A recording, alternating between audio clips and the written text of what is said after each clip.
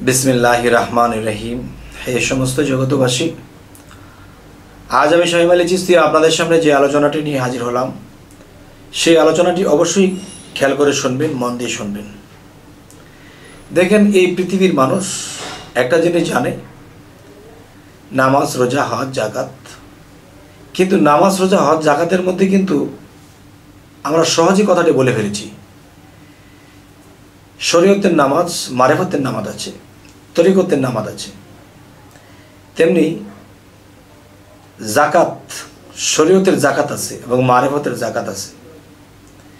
ঠিক এই যে আমরা রোজা, রমজানের মধ্যে যে আমরা রোজার শেষের দিকে এসেছি, এখন আমরা শবে কদর পালন করব। এই যে আমরা শবে কদর পালন করব, এই শবে কদরের মাহিত্য কী? এই শবে কদরের মূল বিষয়টা কি? শবে কদরটা কেন আসে? আচ্ছা, শবে কদরের মূল বিষয় যদি আমরা বলতে যাই, তাহলে শবে কদর,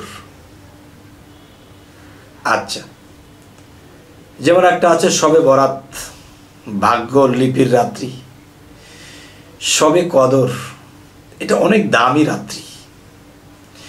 শবে কদর বিষয়টা কি? শবে কদর কেন এসেছে? শবে কদর শরীয়ত কি বলেছে? শবে কদরের মারিফত বা হাকিকত কি বলেছে? আচ্ছা, শরীয়তের কদর যারা পালন করছে, নামাজ পড়ছে, রোজা করছে এবং বিভিন্ন ওয়াজ করছে, বিভিন্ন ভালো কথা শুনছে, জিকির করতেছে, শেষ। কিন্তু বাবারে, শবে কদরের রাত্রিতে নবীজি কাছে কোরআন নাজিল হয়েছিল। কোরআনটা কি? কোরআনটা হলো জ্ঞান ভাণ্ডার। আর সেই জ্ঞান ভাণ্ডারের বিষয়টা শবে কদরের রাত্রিতে নবীর উপর নাজিল হয়েছিল। আচ্ছা, তাহলে এই শবে কদরের রাত্রিতে কোরআন নাজিল হয়েছে, তাহলে এই শবে কদরের রাত্রিতে হলো কেন? অন্য রাত্রিতে হতে পারতো।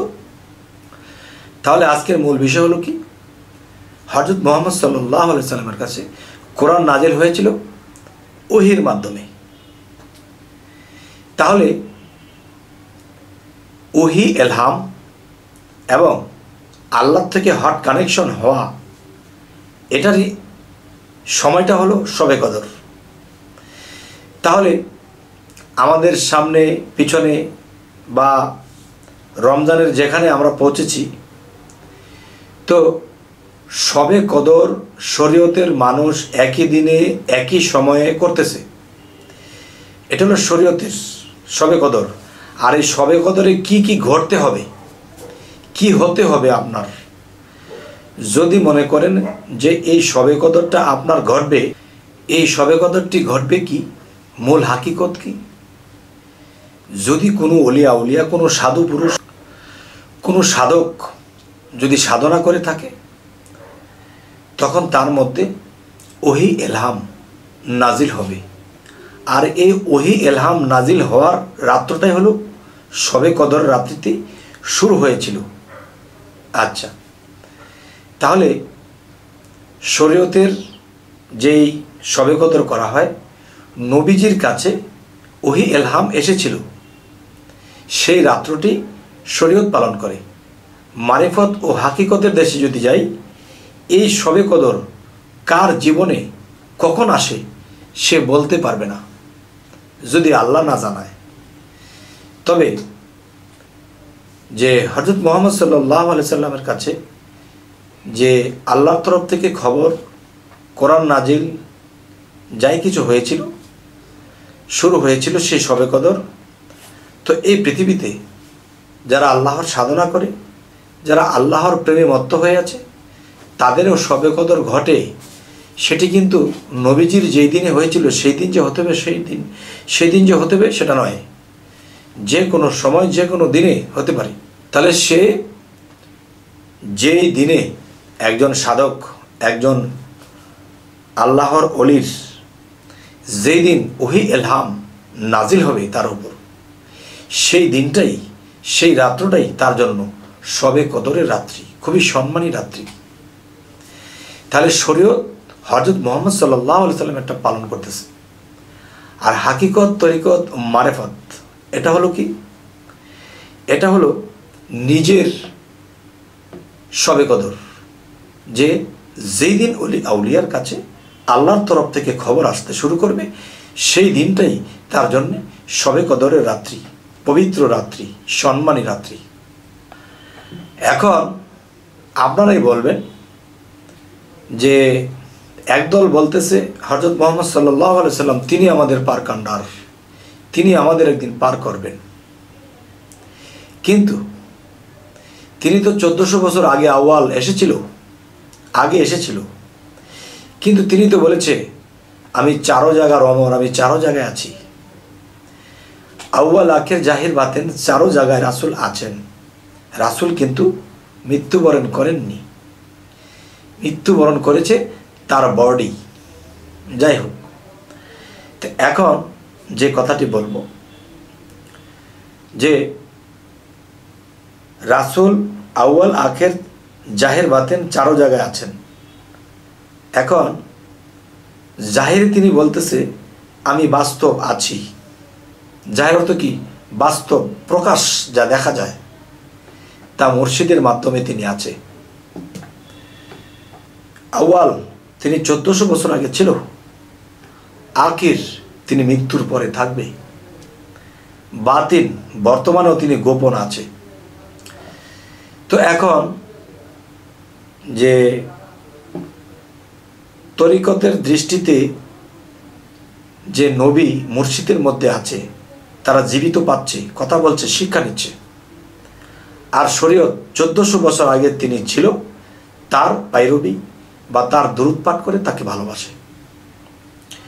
আচ্ছা, এখন একটা জিনিস দেখেন, স্বপ্ন যদি যে আপনার কাছে রাসূল আসে, তাহলে সেই রাসূল যদি বলে আমি রাসূল, দিনের নবী, তখন আপনি শরীয়তের দৃষ্টিতে মেনে নেবেন। কিন্তু তরিকতের দৃষ্টিতে কি? যে হযরত মুহাম্মদ সাল্লাল্লাহু আলাইহি সাল্লাম যে সৌদি আরবে ছিল, তিনি যদি স্বপ্নযোগে এসে বলে আমি রাসূল, এখন একজন ভক্ত মানবে না। কারণ নবীকে তো আমি কখনো দেখিনি। অন্য কোনো রূপে যদি শয়তান সামনে দাঁড়ায় আর যদি বলে আমি মুখ, আর যদি মানতে যায় ওই মেয়ের ঈমান থাকবে না। আর প্রকাশ্যে যে মুর্শিদের স্রোত আছে, সেই মুর্শিদের স্রোত কখনো শয়তান ধরতে পারবে না। সেই মুর্শিদ এসে যদি বলে হ্যাঁ তিনি এই রূপে, তিনি মদিনায় ছিলেন, মক্কায় ছিলেন, সৌদি আরবে ছিলেন, তখনই মানবো যে হ্যাঁ মুর্শিদ ছোট কখনো শয়তান ধরতে পারবে না। কারণ আমি আমার মুর্শিদকে আমি জীবিত দেখেছি, চিনেছি, কিন্তু ওই রূপে তো আমি চিনিনি। যখন তিনি বলে দেবে তখনই মানব। তাহলে মুর্শিদ শব্দটা কোরআনে সূরা কাহফের মধ্যে এসে গেছে। যারা আমার মুর্শিদকে ধরলো না, পারলো না, বুঝলো না, মানলো না, তারা পথভ্রষ্ট। কে বলেছে? আল্লাহ বলেছে। তাহলে মুর্শিদের রূপটাও রাসূলের রূপ, মুর্শিদের হাতটাও রাসূলের হাত। আর যদি আমরা বলি যে না, যিনি সৌদি আরবে ছিলেন মোহাম্মদ রাসূল, তিনি আমাদের পারকান্ডারি, ঠিক আছে, তিনিও পারকান্ডারি, কিন্তু আমি তাকে দেখলে চিনব না, কেননা সে বাস্তব, আমি তাকে দেখিনি। আর নিজের মুর্শিদ যখন চিনিয়ে দেবে যে হ্যাঁ এই রূপে তিনি ছিলেন, তখনই মানব। আচ্ছা, তাহলে আজকের আলোচনা কি? শবে কদর, শরীয়তের শবে কদর। সেই নবীজির 1400 বছর আগে, 1450 বছর আগে তিনি হয়েছিল শবে কদর, সেটা তারা মানতেছে। আর সাধু, অলি, আউলিয়া যারা, তারা তার নিজের শবে কদর, যে নিজের মধ্যে আল্লাহ মিশ্রিত হয়েছে, এই আল্লাহ যেদিন আমাকে সাক্ষাৎ দেবে, আমাকে শিক্ষা দেবে এবং আল্লাহর তরফ থেকে খবরাখবর পাইতে শুরু করবে, তখনই সেই একজন আল্লাহর অলির শবে কদর হলো। ওটাই তার জন্য পবিত্র রাত্রি। তাহলে শরীয়তের দৃষ্টিতে যারা করতেছে এটা ওইখানে ঠিক আছে। আর তরিকত এবং হাকিকতের জগতে যারা করতেছে, তারা নিজের মধ্যে যে আমার শবে কদর কোন দিন না জানি হয়, তাই তো সাধন করে নির্ভয় যদি আল্লাহ সদয় হয়। যাই হোক, এই সমস্ত জগতবাসী, আমাদের এই চ্যানেলের আলোচনা যদি আপনাদের ভালো লাগে তো অবশ্যই সাবস্ক্রাইব করে নেবেন, পরবর্তীতে যেন ভালো আলোচনা এনে দিতে পারি। তো সকলেই ভালো থাকবেন। আল্লাহ হাফিজ।